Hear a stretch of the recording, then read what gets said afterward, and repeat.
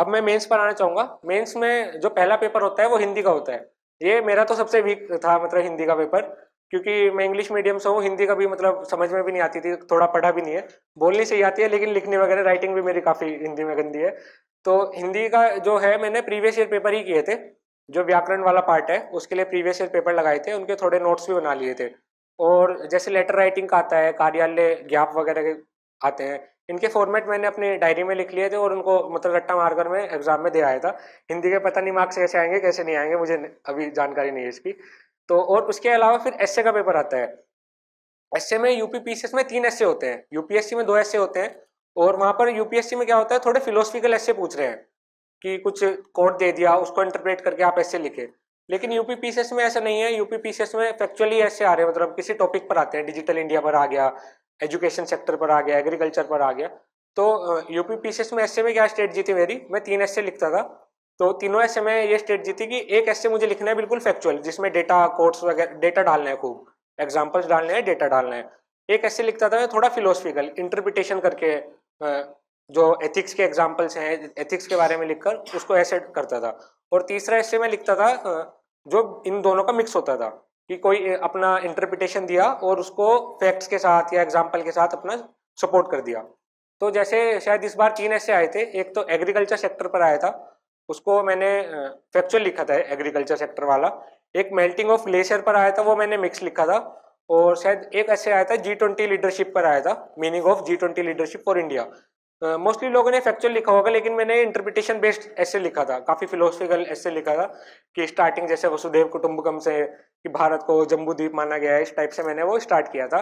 और काफी जो स्कॉलर्स है PSIR के, सी राजमोहन, समीर सारन सर है, हर्षवी पंत है, इनके कोट्स को मैंने यूज किया था, जो इनकी चीजें थी। तो उस टाइप से मैंने वो ऐसे लिखा था। इसके बाद आता है GS1 का पेपर। GS1 में मतलब स्टैटिक पोर्शन रहता है लगभग। तो हिस्ट्री का जो मैंने स्टार्ट की थी, सबसे पहले प्रिपरेशन भी अपनी हिस्ट्री से स्टार्ट की थी मैंने।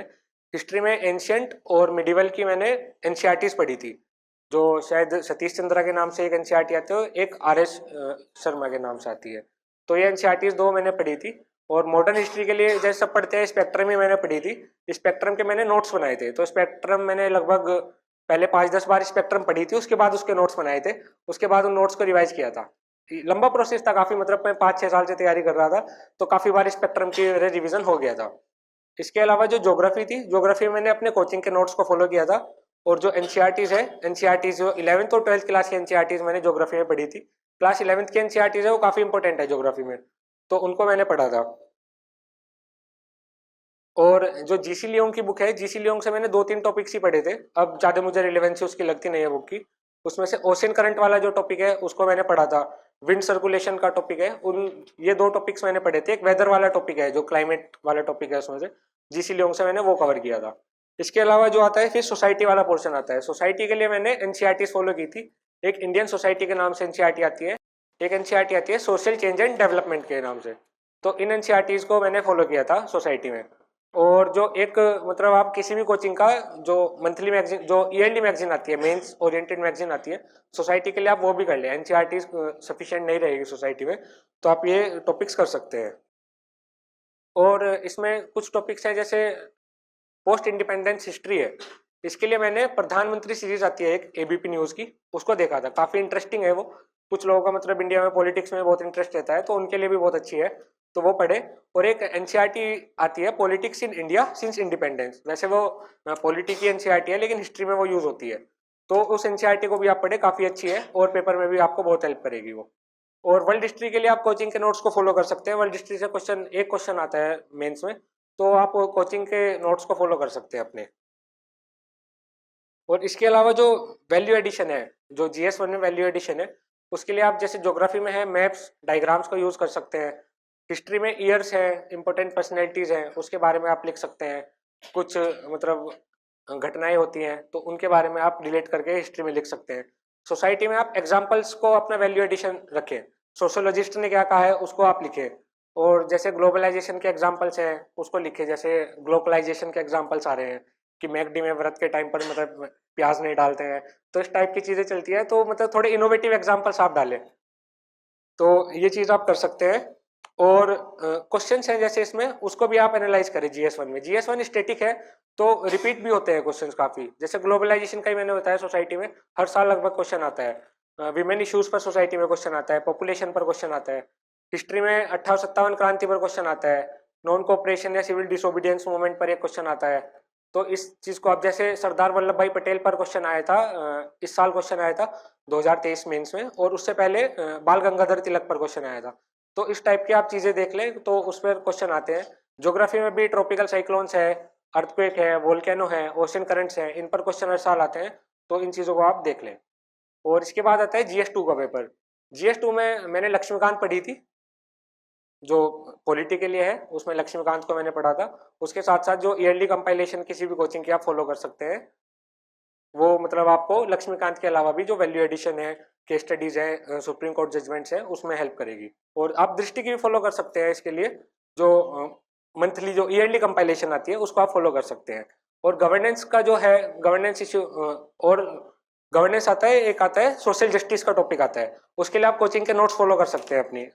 और IR है, IR में भी ऐसे ही मैंने न्यूज़पेपर को पढ़ा था, न्यूज़पेपर से आपको IR में काफी कवर हो जाएगा। ऐसी पॉलिटी के लिए मैंने एक संविधान सीरीज है, राज्यसभा टीवी पर पहले आती थी, आप उसको देख सकते हैं। उसमें कॉन्स्टिट्यूशनल जो असेंबली की डिबेट्स हैं वो काफी अच्छे से दी गई है, तो पॉलिटी को आप समझने के लिए आप वो देख सकते हैं। और जो इसमें वैल्यू एडिशन है, वैल्यू एडिशन के लिए आप जो इंट्रोडक्शन है, कंक्लूजन है, इनको एक तो सबसे पहले मैं हर पेपर के लिए बोल रहा हूँ मेंस में, इंट्रोडक्शन कंक्लूजन कुछ टॉपिक्स के आप प्रिपेयर कर ले पहले से ही, क्योंकि मेंस में इशू ये होता है कि मतलब पेपर आपका कंप्लीट नहीं हो पाता है।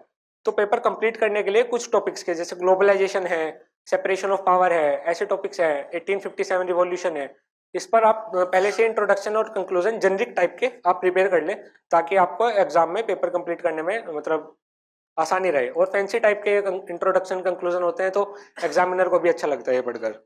और वैल्यू एडिशन के लिए GS2 में आप, जैसे इंट्रोडक्शन है, पॉलिटी का कोई क्वेश्चन है, तो उसमें आप कॉन्स्टिट्यूशनल आर्टिकल के बारे में बोल सकते हैं, कोई स्टैट्यूटरी बॉडी है तो उसके बारे में बोल सकते हैं कि किस अमेंडमेंट के थ्रू वो बॉडी मतलब एस्टेब्लिश हुई है, कॉन्स्टिट्यूशन मतलब किस स्टैट्यूटरी बॉडी तो लॉ के थ्रू होती है, तो किस लॉ के अकॉर्डिंग वाई है, या कोई जैसे NCBC है, national commission of schedule tribe है, किस कॉन्स्टिट्यूशनल अमेंडमेंट के अंडर वो आते हैं, तो इन चीज़ों को आप मेंशन कर सकते हैं। कंक्लूजन में भी आप सुप्रीम कोर्ट के जजमेंट्स दे सकते हैं, और जो कमेटीज की रिपोर्ट है वो दे सकते हैं। जैसे सपोज मैं बताता हूँ, फेडरलिज्म का कोई क्वेश्चन है, सपोज हर साल ही आता है और लगभग फेडरलिज्म पर भी क्वेश्चन, जो इंडिया का फेडरल स्टेट है, तो आप उसको स्टार्ट ऐसे भी कर सकते हैं कि इंडिया का जो फेडरल स्ट्रक्चर है वो क्वासी फेडरल है, तो आप उसको ऐसे यूज कर सकते हैं। या जो पार्ट 6 है स्टेट्स का और पार्ट 5 है सेंटर का, उसको आप रिलेट कर सकते हैं। या कॉन्स्टिट्यूशन के पार्ट 10, 11, 12 है शायद ये, तो आप उनसे स्टार्ट कर सकते हैं पॉलिटी के क्वेश्चंस को। और फिर बॉडी में आप जो प्रोविजंस है, फेडरल यूनिटरी प्रोविजन है और फेडरल प्रोविजन है, आप उनको डाल सकते हैं। और फिर कंक्लूजन में जैसे पुंछी कमीशन की रिकमेंडेशन है, कुछ सरकारिया कमीशन की रिकमेंडेशन है, आप उनको डाल सकते हैं। सुप्रीम कोर्ट का जजमेंट है, जैसे SR बोमई जजमेंट है, उसको आप कंक्लूजन में डाल सकते हैं। इसकी एक ट्रिक ये भी है कि मतलब आप अपने ही मतलब रिकमेंडेशन दे सकते हैं, जैसे कि आप अपना सॉल्यूशन दे दे और मतलब उसमें नाम भी ऐड कर सकते हैं कि ये सरकारिया कमीशन ने कहा है, पुंछी कमीशन ने कहा है, तो थोड़ा मतलब सॉल्यूशन दे तो थोड़ा डिसेंट हो, ऐसा नहीं कि बिल्कुल भी रैंडम सॉल्यूशन दे दे, तो आप ऐसा भी मतलब थोड़ा ट्रिक कर सकते हैं, बट ज्यादा नहीं ये करना है, एग्जामिनर वरना इस चीज को समझ जाएगा। तो GS2 के लिए ऐसे कर सकते हैं। ऐसे ही IR के क्वेश्चन है, जैसे तो IR के क्वेश्चन में इंट्रोडक्शन आप ऐसे दे सकते हैं, जैसे कि रशिया के, इंडिया और रशिया रिलेशन के बीच में सपोज उसमें पूछा है, तो इंडिया और रशिया का कितना ट्रेड है उसके बारे में आप बोल सकते हैं, स्टार्टिंग में ही बोल सकते हैं। क्या प्रोजेक्ट्स इंडिया और रशिया के बीच में चल रहे हैं, कुडनकुलम जैसे न्यूक्लियर प्रोजेक्ट है उस पर चल रहा है, अभी ऑयल, क्रूड ऑयल की जो ट्रेड था उसके बारे में आप दे सकते हैं। और जो स्पेस टेक्नोलॉजीज में इंडिया रशिया के कॉन्ट्रीब्यूशन हैं, जो प्रोजेक्ट्स हैं, उनको आप लिख सकते हैं। ऐसी कंक्लूजन में भी आप कुछ इंडिया रशिया के जो फॉरवर्ड लुकिंग जो मतलब कंक्लूजन है, आप उनको मेंशन कर सकते हैं। इसके बाद फिर GS3 का पेपर आता है, ये भी काफ़ी करंट ओरिएंटेड पेपर है। तो इसमें जनरली आपको कोचिंग के अपने नोट्स ही फॉलो करने हैं, जो कोचिंग मटेरियल दे रही है उसको ही फॉलो करना है। इकोनॉमिक्स में भी आप ये कर सकते हैं, साइंस एंड टेक में, एनवायरनमेंट में, इन तीनों टॉपिक्स पर आप ये फॉलो कर सकते हैं। डिजास्टर मैनेजमेंट में भी आप कोचिंग के नोट्स को फॉलो करें, और जो NDMA की गाइडलाइंस है, एक बार मेजर डिजास्टर्स पर उनको पढ़ ले।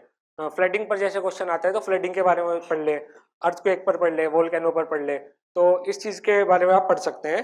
और जैसे सिक्योरिटी इशूज़ है, सिक्योरिटी इशूज़ के लिए मैंने टाटा मैग्रो हिल की बुक आती है, चैलेंजेस टू इंडियन सिक्योरिटी, उस बुक को मैंने फॉलो किया था। और GS3 मतलब काफ़ी स्कोरिंग भी बन जाता है ये पेपर, अगर आपको पेपर आता है, क्योंकि फैक्चुअल क्वेश्चंस काफ़ी आते हैं और कुछ बाउंसर टाइप के क्वेश्चंस भी आते हैं, जैसे साइंस के और एनवायरनमेंट के। ये काफ़ी बाउंसर क्वेश्चंस आते हैं जिन क्वेश्चंस के बारे में मतलब कभी अता पता नहीं होता है। जैसे GS3 में इस बार ब्लू मून का क्वेश्चन आया था, तो मैंने तो वो पूरा ही बिल्कुल में ब्लैंक था तो छोड़ दिया था। तो कुछ क्वेश्चंस ऐसे आते हैं, लेकिन कुछ कुछ क्वेश्चंस हैं जिस पर आप जनरल आंसर्स लिख सकते हैं, तो आप उसके बारे में लिख सकते हैं। जैसे यूपीएससी ने एक बार शायद बोस आइंस्टाइन कंडेंसेट पर पूछा था, तो मैं फिजिक्स ग्रेजुएट हूँ, मुझे कसम से ये क्वेश्चन नहीं आता था बोस आइंस्टाइन कंडेंसेट वाला, लेकिन जितना भी जनरल में लिख पाता था उसमें, जितना भी मैंने फिजिक्स पढ़ी थी अपनी स्टेट में, तो उसको मैंने लिख दिया था। तो जनरल आप आंसर्स थोड़ा लिखने का ट्राई करें, 1-2 नंबर 3 नंबर आपको मिलेंगे तो वो भी बहुत हेल्पफुल रहेंगे जब आपकी रैंक डिसाइड होती है। तो 2 नंबर 3 नंबर आपको बहुत डिसिसिव रहते हैं कि आपको SDM मिलना है, DSP मिलना है या नीचे की पोस्ट मिलनी है, तो वो 2-3 नंबर भी बहुत डिसिसिव रहते हैं। तो उनको छोड़े ना, अगर क्वेश्चन पर कुछ भी आप लिख सकते हैं तो आप लिखने का ट्राई करें। और इसमें ऐसी वैल्यू एडिशन के लिए जैसे इकोनॉमिक्स में है, सबसे पहले आप इकोनॉमिक्स में इकोनॉमिक सर्वे को फॉलो कर सकते हैं। शायद इस साल तो इकोनॉमिक सर्वे नहीं आया है, अभी इंटरिम बजट आया है। इकोनॉमिक सर्वे को फॉलो कर सकते हैं, यूनियन बजट है उसको फॉलो कर सकते हैं। तो उसके उसमें अच्छे अच्छे कंसेप्ट भी दिए रहते हैं। जैसे पहले इकोनॉमिक सर्वे में बेयर नेसेसिटीज इंडेक्स आया था, थालीनोमिक्स के बारे में बताया गया था। तो इन टॉपिक्स को आप पढ़ सकते हैं, वैल्यू एडिशन में आपके लिए बहुत हेल्पफुल रहेंगे। और इकोनॉमिक्स में ऐसे RBI की कोई रिपोर्ट है या वर्ल्ड बैंक की रिपोर्ट है, IMF की रिपोर्ट है, इनको मेंशन कर सकते हैं। ऐसे एनवायरनमेंट में UNEP की रिपोर्ट आती है, IPCC की रिपोर्ट है, उनसे इंट्रोडक्शन आप स्टार्ट कर सकते हैं। उनका जो डेटा है वो आप दे सकते हैं इकोनॉमिक्स में, इकोनॉमिक्स और एनवायरनमेंट में। ऐसी साइंस में आप थोड़े डायग्राम्स का भी यूज़ कर सकते हैं। ये टेलीस्कोप पर क्वेश्चन आया था यूपीएससी में, शायद हबल स्पेस टेलीस्कोप पर क्वेश्चन आया था, नहीं जेम्स वेब टेलीस्कोप पर क्वेश्चन आया था। तो उसमें भी आप टेलीस्कोप का डायग्राम अगर आपको आता है तो वो बना सकते हैं। तो ये चीज़ें हैं। और ऐसे ही इसमें क्वेश्चंस भी रिपीट होते हैं। इसमें भी कुछ टॉपिक्स हैं, जैसे फूड प्रोसेसिंग इंडस्ट्री है, उस पर क्वेश्चन आता है, तो आप उसको प्रिपेयर कर सकते हैं। हर साल उस पर क्वेश्चन आ रहा है, यूपीएससी में भी और यूपीपीसीएस में भी। और कैपिटल इंफ्रा है जो, उस पर क्वेश्चन आता है कि रोड्स पर, रेलवेज पर, इन पर क्वेश्चंस आते हैं, इनको आप प्रिपेयर कर सकते हैं। सिक्योरिटी इश्यूज में जैसे नॉर्थ ईस्ट इंसर्जेंसी पर क्वेश्चन आता है, या फिर नक्सलिज्म है, इस पर क्वेश्चन आता है, ड्रग ट्रैफिकिंग है, इस पर क्वेश्चन आता है, तो इनको आप प्रिपेयर कर सकते हैं। सिक्योरिटी में आप जैसे कोई क्वेश्चन आए, नॉर्थ ईस्ट इंसर्जेंसी पर क्वेश्चन आए, तो आप नॉर्थ ईस्ट का एक डायग्राम बनाए, सब स्टेट्स को उस पर रिप्रेजेंट कर दे और कौन कौन से इंसर्जेंट ग्रुप्स हैं उसके बारे में आप मेंशन कर सकते हैं। तो सिक्योरिटी इश्यूज में आप डायग्राम बनाए काफ़ी, मतलब तो उसमें मैप्स जो है वो आपको हेल्पफुल रहेंगे। इसी तरह जैसे डिजास्टर मैनेजमेंट है, उसमें साइक्लोन्स पर क्वेश्चन आता है, तो फ्लड पर क्वेश्चन आता है, तो उसके बारे में आप NDMA गाइडलाइंस को यूज़ कर सकते हैं, जैसे कि मैंने पहले बताया था। और साइक्लोन का डायग्राम है, जैसे ज्योग्राफी के NCERT में भी दिया गया है, उसको आप यूज़ कर सकते हैं, जो GS3 वाला पोर्शन है। इसके बाद पेपर आता है GS4 का, मतलब सब लोग लगभग इग्नोर करते हैं अपनी प्रिपरेशन में GS4 के पेपर को, लेकिन बहुत स्कोरिंग पेपर है ये। पढ़ना भी आपको कम है और स्कोर भी ज़्यादा आता है। यूपीएससी में तो इसमें केस स्टडीज भी आती है, लेकिन यूपीपीसीएस में एक या दो केस स्टडी आती है, वो भी GS टाइप की, मतलब थ्योरी टाइप की केस स्टडी आती है। तो इसको आप कोचिंग के मटेरियल से पढ़ लें। और जो न्यूज़पेपर है, न्यूज़पेपर में आप इसके जो कोट्स वगैरह हैं, न्यूज़पेपर में एग्जाम्पल्स आते हैं सिविल सर्वेंट्स के, वो आप यूज़ कर सकते हैं। इसमें आप यूपी के जो सिविल सर्वेंट है उनको भी आप यूज़ करें तो आपको ज़्यादा मार्क्स मिलेंगे। मेरा मानना है कि ज़्यादा मार्क्स वो देते होंगे अगर आप यूपी का यूज़ करेंगे थोड़ा, तो यूपी वगैरह का यूज़ करें इसमें। और जो एग्जाम्पल्स हैं वो भी अपने अलग अलग फील्ड से दें, कि जैसे पद्मा अवार्ड किसको मिले हैं तो उसके बारे में, किस फील्ड में उसको मिला है उनके बारे में लिखे। और महाभारत के एग्जाम्पल है, रामायण के एग्जाम्पल है, क्रिकेट के एग्जाम्पल्स है, इनको आप लिख सकते हैं। जैसे मैंने पेशेंस और परसिवरेंस का एक क्वेश्चन था, उसमें इंडिया का एग्जाम्पल लिखा था। जब इंडिया, आपको याद हो, ऑस्ट्रेलिया का एक टूर था जिसमें 36 रन पर ऑल आउट हो गई थी शायद पहले मैच में, तो मैंने उसको लिखा था कि, लेकिन बाद में भी हमारे मेन प्लेयर्स नहीं थे उस टीम में, लेकिन उस टीम ने वो सीरीज जीती थी। तो पेशेंस और परसिवरेंस उन्होंने दिखाई थी, उन्होंने फाइट की, तो वो ऑस्ट्रेलिया को मतलब उनके घर पर हरा कर आई थी, तो उसके बारे में मैंने मेंशन किया था। ऐसी सिविल सर्वेंट का आप एग्जाम्पल दे सकते हैं, जैसे दिव्या देवराजन मैम है, उनके बारे में मैंने लिखा था। वो ट्राइबल अनरेस्ट चल रहा था उनके एरिया में, तो उन्होंने गोंडी लैंग्वेज है जो, उसको सीखा था।